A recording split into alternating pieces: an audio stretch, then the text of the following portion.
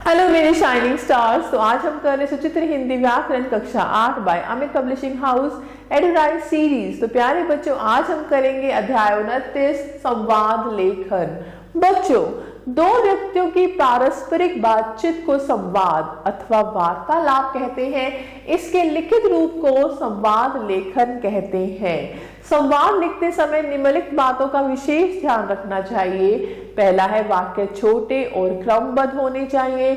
दूसरा, संवाद की शैली यानी भाषा शैली व्यवहारिक और रुचिकर होनी चाहिए। और तीसरा, संवाद सरल, संक्षिप्त व पात्र के अनुसार होना चाहिए। तो आगे हम करते हैं पहला, दो मित्रों का पारस्परिक संवाद। अनुराग: राकेश, परीक्षा तो समाप्त हो गई, अब 2 महीने किस तरह कटेंगे? राकेश: अरे यह भी कोई चिंता की बात है। सुबह उठो, पेट भर नाश्ता करो, ताश खेलो, फिर खाना खाओ और सो जाओ। शाम को टीवी देखो, गपशप करो अथवा किसी पिक्चर हॉल में बैठ जाओ। तो अनुराग ने कहा, मित्र राकेश, तुम ये गलत सोच रहे हो। हमें समय का सदुपयोग करना चाहिए। परीक्षा के बाद की छुट्टियां हमें अपना ज्ञान बढ़ाने का अच्छा अवसर देती हैं। हमें चाहिए कि इन छुट्टियों में किसी रमणीक स्थान पर जाकर आनंद लें और अपना ज्ञान बढ़ाएं। राकेश ने कहा, अगर किसी के पास रमणीक स्थान पर जाने के लिए पैसा ना हो तो क्या किया जाए? तो अनुराग ने कहा, वाह, यह खूब कहा। घर बैठकर भी समय का सदुपयोग किया जा सकता है।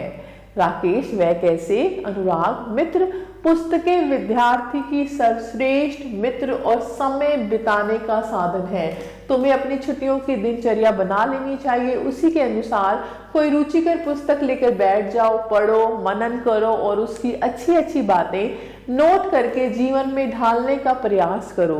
संडे के समय पुस्तकालय में जाकर अध्ययन करो। जब कभी रेडियो या टीवी पर छात्र उपयोगी कार्यक्रम आए तो देखो, सुनो। छुट्टियां आराम से कट जाएंगी, ज्ञान भी बढ़ेगा। तो राकेश ने कहा, मित्र, मैं तुम्हारी बातें समझ गया। अब मैं अवश्य ही छुट्टियों में समय का सदुपयोग करूंगा।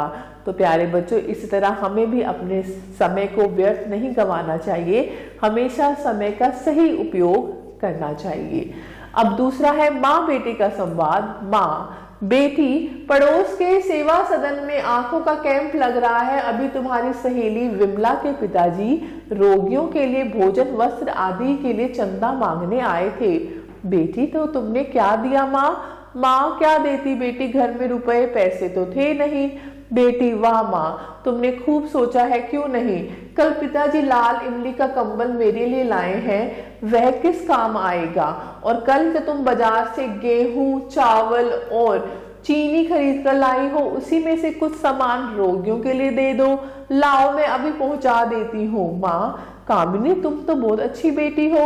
रोगी की सेवा सबसे बड़ी सेवा है। मैं तुम्हारी इस भावना से बहुत खुश हूँ। लो, दे आओ ये चीजें। बेटी: माँ, हमारे दशहरे की छुट्टियां हैं, मैं 1 सप्ताह तक रोगियों की सेवा भी कर लूंगी। माँ: अच्छा, जाओ बेटी, सब सामान ले जाओ और अपना नाम भी स्वयं सेवकों में लिखवा लो। तो प्यारे बच्चों, ऐसे ही हमें दूसरों की सहायता करनी चाहिए। चाहे हमारे पास कम है, लेकिन जितना है उसमें से भी हमें दूसरों की हमेशा मदद करनी चाहिए और हमेशा सेवा का भाव रखना चाहिए। तीसरा है, सब्जी वाले से एक ग्राहक की बातचीत। सब्जी वाला ग्राहक को अपने ठेले की ओर आते देखकर, आइए साहब, एकदम ताजी सब्जियां हैं। ग्राहक: ताजी तो मुझे भी दिखाई दे रही है, पर यह बताओ कि इनका भाव क्या है? सब्जी वाला: आलू 20 रुपए किलो और प्याज 15 रुपए किलो है। ग्राहक: सब्जी के दामों को क्या होता जा रहा है? अच्छा, यह बताओ कि करेला क्या भाव है? सब्जी वाला बोला, करेला तो 35 रुपए पाव है। ग्राहक: करेले के भाव पाव में क्यों बता रहे हो भाई? अब भाव सुनने की आदत हो गई है, इसको भी 60 रुपए किलो बताना था ना। सब्जी वाला: साहब क्या करें, मंडी से ही सब्जियां बहुत महंगी आ रही हैं, क्या क्या दूं साहब? ग्राहक: जेब तो बस यही कह रही है कि आधा किलो आलू, आधा किलो प्याज और 1 पाव करेला तोल दो। सब्जी वाला: अभी देता हूं साहब। तो अब आपकी बारी। निम्नलिखित के बीच संवाद लिखो। पहला है, दुकानदार और ग्राहक। किसी वस्तु का मोल भाव करते हुए, बिजली के संकट को लेकर दो पड़ोसियों के बीच, दो छात्र, एक खिलाड़ी और दूसरा पढ़ाकू। तो उनकी बातचीत आपने लिखनी है। और अध्यापक और शिष्य, शिष्टाचार की शिक्षा से संबंधित। तो मैं आशा करती हूँ आपको अध्याय अच्छे से समझ आया होगा। आप सभी बच्चों का तहे दिल से धन्यवाद। हमेशा खुश रहे और स्वस्थ रहे।